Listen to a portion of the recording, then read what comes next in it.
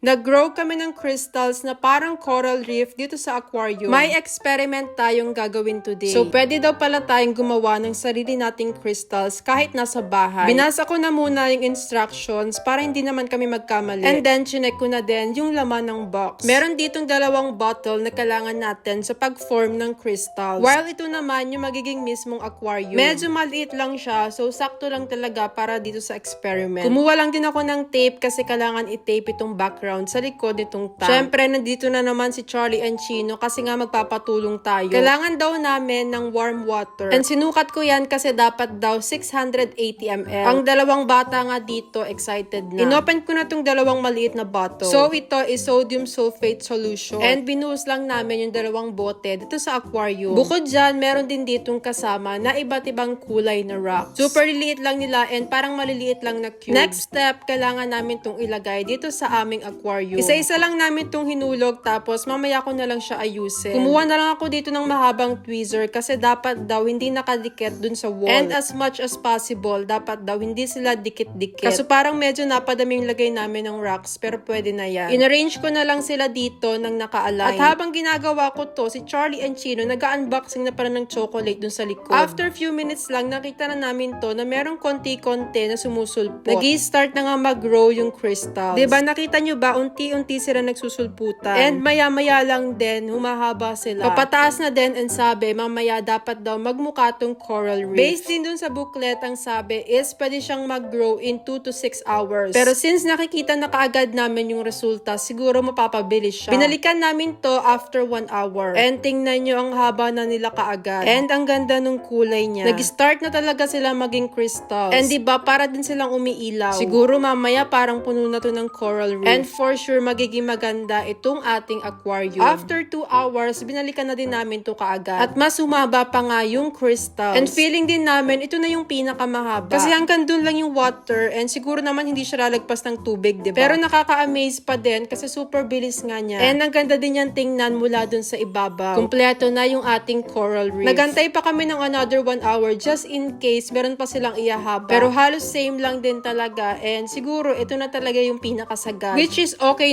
na kasi ang ganda na nga niya. Yung mga crystals, parang mukha siyang kidlat. Very colorful, diba? Hindi ko lang alam kung ano yung mangyayari kapag tinanggal namin yung tubig. Or kung iwan namin to sa water, ano kaya yung mangyayari, diba? Hindi ko alam kung tuluyan sila magiging crystals or madidissolve. Ni-reveal ko na din kay Charlie and Chino. And ayan, na-amaze din sila sa aming experiment today. Ang ganda na nung aming aquarium kasi kanina, diba, rocks lang sila. Pero now, tingnan nyo, meron na kaming coral reef dito sa aquarium. Parang isda na nga lang yung kulang. Pero syempre, hindi pwede kasi merong solution itong water. Na-curious din ako kung ano yung texture ng mismong crystal. And parang powder lang pala siya kapag dinurog.